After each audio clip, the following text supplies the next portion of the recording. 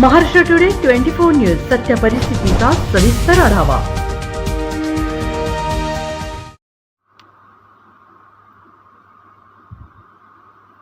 चंद्रपूर पालकमंत्री नामदार श्री सुधीर मुनगंटीवार यांची ग्वाही। घरोघरी जाऊन बहिणींचे अर्ज भरण्याच्या सूचना। जिल्हास्तरीय लाभ वितरण आणि सेल्फी पॉइंटला महिलांचा उत्स्फूर्त प्रतिसाद। राज्य सरकारने मुख्यमंत्री माझी लाडकी बहीण योजना सुरू केली असून योजनेचे नाव अतिशय वैशिष्ट्यपूर्ण ठेवण्यात आले आहे। यात आपुलकीची भावना जाणवते, त्यामुळे शेवटची लाडकी बहीण या योजनेचा फॉर्म भरत नाही तोपर्यंत घरोघरी जाऊन जनजागृती करा। ही योजना कायम बहिणींच्या सेवेत राहणार असून कधीही बंद होणार नाही, अशी ग्वाही राज्याचे वने, सांस्कृतिक कार्य, मत्स्य व्यवसाय मंत्री तथा जिल्ह्याचे पालकमंत्री सुधीर मुनगंटीवार यांनी दिली। प्रियदर्शिनी इंदिरा गांधी सभागृह येथे जिल्हा प्रशासनाच्या वतीने आयोजित मुख्यमंत्री माझी लाडकी बहीण योजनेच्या जिल्हास्तरीय लाभ वितरण कार्यक्रमात ते बोलत होते। यावेळी वन विकास महामंडळाचे माजी अध्यक्ष चंदनसिंग चंदेल, आमदार किशोर जोरगेवार, जिल्हाधिकारी विनय गौडा, जीसी भाजपा महामंत्री मंगेश गुलवाडे, वरोरा विधानसभा प्रमुख रमेश राजूरकर, महापालिका आयुक्त विपिन पालीवाल, सहाय्यक जिल्हाधिकारी कश्मीरा संखे, मनपाचे अतिरिक्त आयुक्त चंदन पाटील, उपायुक्त मंगेश खवले, जिल्हा महिला व बाल विकास अधिकारी दीपक बाणाईत, जिल्हा महिला व बाल विकास अधिकारी संग्राम शिंदे, पालिका प्रशासन सह आयुक्त विद्या गायकवाड, उपमुख्य कार्यकारी अधिकारी श्याम वाखर्डे, बल्लापूरचे नगरपालिका मुख्याधिकारी विशाल वाघ आदी उपस्थित होते।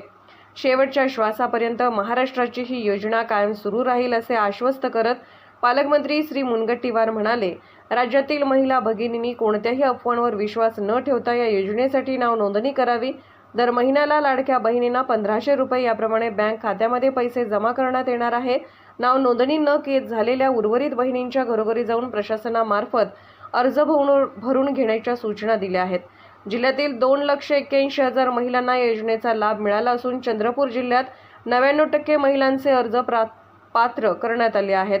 पैसे मिळाल्याचा मोबाईलवर SMS आल्यानंतर महिलांच्या चेहऱ्यावर दिसणारा आनंद आज प्रकर्षाने जाणवत आहे। हा आनंद नेहमीसाठीच असा फुलत राहणार असून महिलांनी याबाबत कोणतीही काळजी करू नये।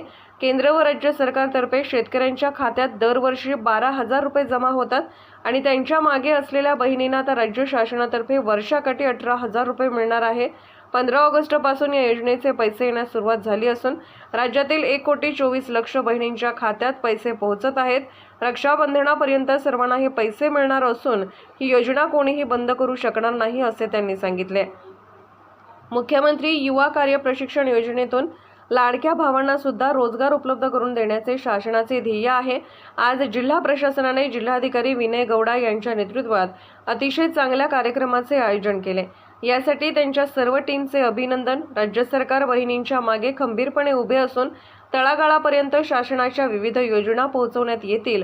ज्या लोकांच्या खात्यात पैसे जमा झाले नाही त्यांच्या तक्रारीकरिता कॉल सेंटर उभारण्यात येईल। या कॉल सेंटरवर आलेल्या तक्रारीची दखल तात्काळ प्रशासनाकडून घेण्यात येईल, असे पालकमंत्री मुनगंटीवार यांनी सांगितले।